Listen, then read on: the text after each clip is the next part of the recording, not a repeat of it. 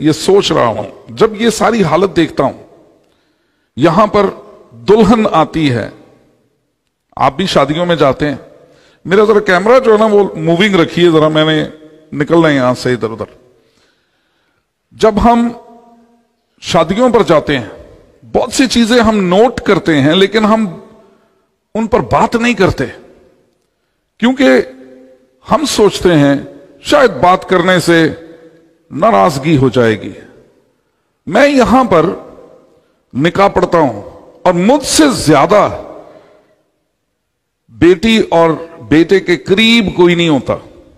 یہاں وہ کھڑے ہوتے ہیں میرے بالکل قریب، ایک ہاتھ کے فاصلے پر، اور میں یہاں نکاح پڑھ رہا ہوتا ہوں، لیکن بعض اوقات میرا دل کرتا ہے کہ میں اپنی آنکھیں بند کر کے نکاح پڑھوں،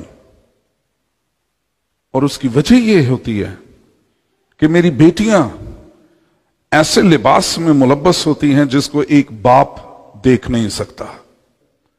لیکن میں سچائی کے ساتھ آپ کو یہ پوچھنا چاہتا ہوں، کیا ہمارے گھروں کا ماحول ایسے ہی ننگا پنگا ہوتا ہے؟ کیا ہم گھر میں بھی اپنے باپ کے سامنے اسی طرح کے کپڑے پہنتے ہیں؟ کیا ہم اپنی پوری کمر کو ننگا کر کے بازار میں پھرتے ہیں؟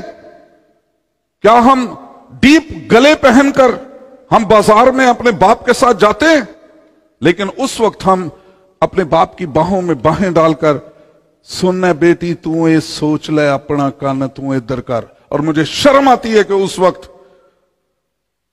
کسی کو کوئی فکر نہیں ہوتی کہ اس کا کان ان نصیحتوں کی طرف بھی لگائیں۔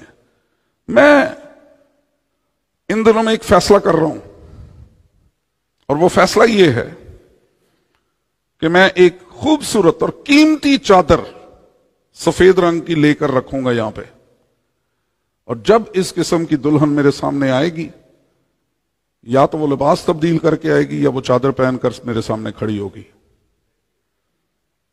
یہ میں کرنے جا رہا ہوں، اس لیے والدین سے میری درخواست ہے، میں اس کلام کے حصے میں یہ بول رہا ہوں کہ مہربانی سے آپ کی بیٹیاں ضرور فیشن کریں یورپ کا، سفید لباس پہنے خوبصورت لگتی ہیں، شہزادیاں ہیں وہ ہماری، لیکن ان شہزادیوں کو منظر عام نہ بنائیں، ان شہزادیوں کو دوسروں کی تفریح تباہ نہ بنائیں، مہربانی سے ان چیزوں کو۔ اور یہ ساری چیزیں، ادب، خدا کے گھر کا، خدا کے نام کا، اس کی تکریم، اس نام کا احترام اتنا زیادہ ہے کہ میں پچھلے دنوں میں یروشلم میں ایک بنی ہوئی ویڈیو دیکھ رہا تھا۔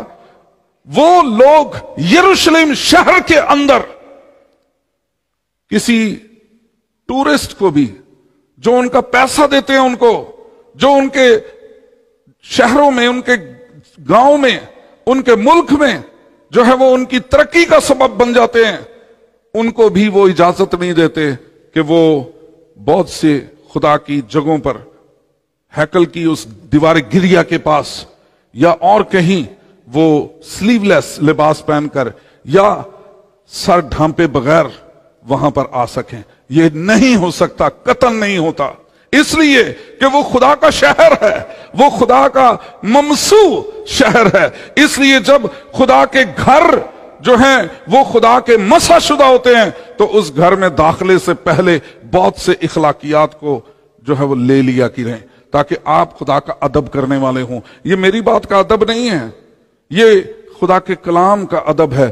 شنوا ہونے کے لیے جائے تو سنجیدگی سے قدم رکھ، یہ کلام مقدس کا فیصلہ ہے۔ یہ کلام سارے کا سارا خدا نے مشرق میں دیا ہے، مغرب میں کوئی اس کا صحیفہ خدا نے نہیں دیا۔ اور ہم جتنا اس کلام کو سمجھ سکتے ہیں، مغرب کے لوگوں نے بہت کام کیا، بہت محنت کی، لیکن وہ ان روایات کو نبھا نہیں سکتے۔ اس لیے ہم جب مغربی روایات کا پیچھا کرتے ہیں تو ہم اس کلام سے دور ہو جاتے ہیں۔ اس لیے خدا کے کلام کے پیچھے چلنا ہے تو مت اپنی مشرقی روایات کو رد کریں۔ کہتے ہیں جی کرنتھس کی کلیسیا کے نام صرف خط لکھا گیا، اس میں کہا گیا دوپٹہ لیا کرو، ورنہ وہ انگریز عورتیں بھی تو ہیں نا۔ خدا کا پاک کلام کیا کہتا ہے؟ جو بے سر ڈھانپے دعا کرتی ہے وہ سر منڈی کے برابر ہے. اور سر منڈی کسبی عورت ہوا کرتی تھی, اس کے بال کاٹے جاتے تھے.